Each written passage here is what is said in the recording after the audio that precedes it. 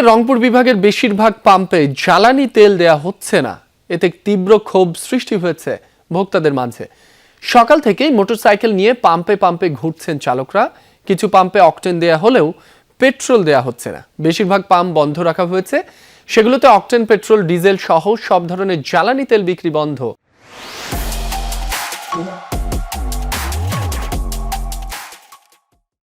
এ নিয়ে ক্ষুব্ধ গ্রাহকরা।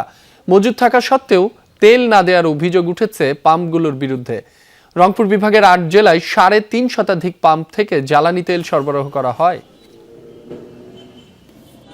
এই গাড়িটা হাওয়া হয়ে পড়ে আছে আমার গোবিন্দগঞ্জে, এবং অনেক যাত্রী, এই ৪০-৪৫টা যাত্রী নিয়ে এই আমার গাড়িটা পুরো আটকায় আছে।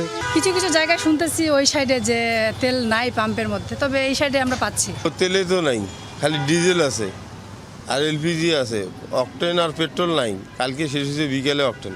তেল আমরা যতটুকু সাপ্লাই পাচ্ছি আমরা চেষ্টা করতেছি সবাইকে কিছু কিছু করে দেওয়ার জন্যে।